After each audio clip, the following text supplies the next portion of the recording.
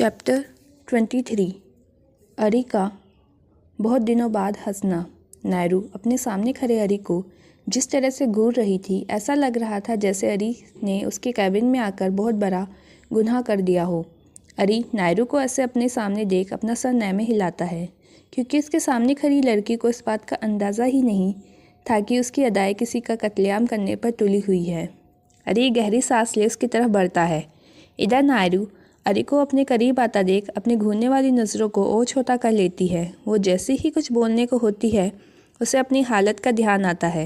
वो जल्दी से अपने मुंह से पैन निकाल अपने हाथ में लेती है और बची हुई सारी रोटी के टुकड़ों को अपने मुंह में बिना सोचे समझे डाल देती है। जैसे कोई स्टूडेंट लंच के पहले लंच कर रहा हो, उसे टीचर देख ले, ठीक उसी तरह भी नायरू का रिएक्शन था। अरी को अपने सामने देखकर अरी उसकी हरकत से अपने बढ़े हुए कदमों को रोक लेता है और अब आराम से अपने दोनों हाथ पॉकेट में डाल खड़े होकर इस पागल लड़की को देखने लगता है, जो उसे घूरते हुए अपने मुंह में ठूसी रोटियां जल्दी जल्दी चबा रही थी। अरी जब देखता है कि नायरू अब कुछ बोलने को तैयार है, फिर अपने कदमों को बढ़ाता है। पर ये क्या? नायरू अपने दोनों हाथ उसके सीने पर रख उसे आगे बढ़ने से रोक देती है। अरी पहले अपने सीने पर रखे छोटे छोटे मुलायम हाथों को देखता है, जिसके कारण उसकी हार्टबीट ऐसे भागने लगती है जैसे मैराथन के लिए तैयार हो। यह एहसास उसे अपने मन में एक अलग ही गुदगुदी दे रहा था।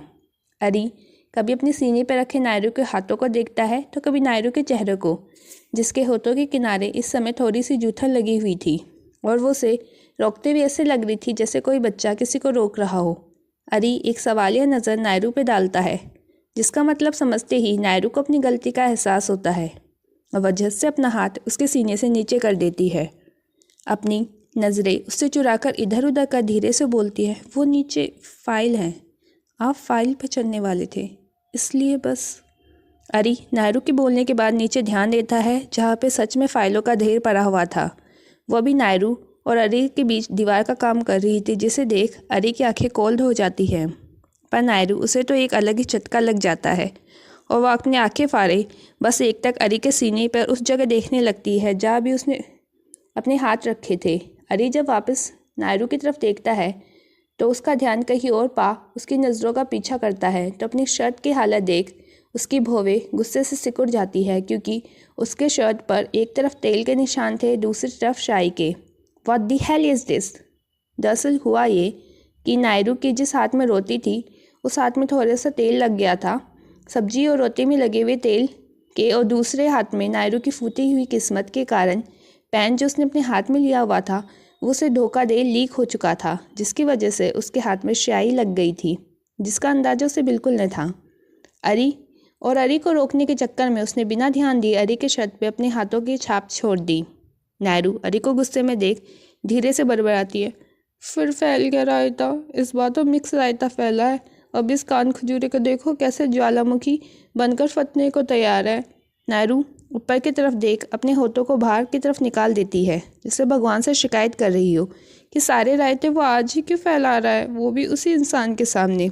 नायरू फिर अपना चेहरा अरी की तरफ करती है, जो उसे गुस्से से देख रहा था। ये देख वो बिना कुछ सोचे समझे फाइल्स के ऊपर से छलांग लगा अरी के बिल्कुल करीब पहुंच जाती है। उसकी शर्ट पकड़ बिना कोई मौका दिए जल्दी से बोलती, सॉरी सर, गलती हो गई, आप अपनी शर्ट खोल कर मुझे दे दें, मैं इसे धोकर आपको दे दूंगी।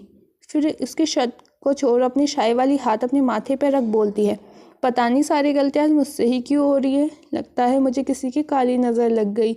और फिर अपने सामने दोनों हाथों को नीचे कर अपना चेहरा अरी के सामने कर अपनी आंखों की पलकें झपकाते हुए बोलती है, देखिए सर, इस मासूम चेहरे को आपको लगता है मैंने ये सब जानबूझ के किया होगा? मैं तो बस फाइल को आपके जूते से गंदे होने से बचा रही थी, मुझे क्या पता इस चक्कर में आपकी शर्ट ही गंदी हो जाएगी। इतना बोल वो अरी को एक तक देखने लगती है। अरी जो अब तक गुस्से में था, वो नायरू की हरकत की वजह से मुस्कुराते हुए खुलकर हंसने लगता है। नायरू तो ये देख शौक में चली जाती है कि जो इंसान अभी कुछ देर पहले ज्वालामुखी बना हुआ था, वो अचानक हंसने क्यों लगा, कहीं ये सत्या तो नहीं गया। नायरू वापस से अरी की तरफ देखती है, जब ना पेट पकड़ उसकी तरफ उंगली कर पागलों जैसे हंसे जा रहा था। नायरू से ऐसे अपनी तरफ उंगली करके हंसता देख अपना चेहरा इधर उधर करती है तो उसे अपना चेहरा कैबिन में लगे शीशे में दिखता है, जहाँ उसने अपने माथे पर शाई लगाई हुई थी। उसने एक गाल पर थोड़ी सी तेल और दूसरे पर शाई, जिसे देख वो फिर अरी को देखती है। अब धीरे धीरे वो भी अपनी हालत पे खुद ही खुलकर हंसने लगती है। अरी जो अब तक बेख्याली में कितने अरसों बाद आज एक तक खुल के हंसा था, वो नायरू को हंसते देख उसे एक तक देखने लगता है। चलो मिलते हैं नेक्स्ट एपिसोड में।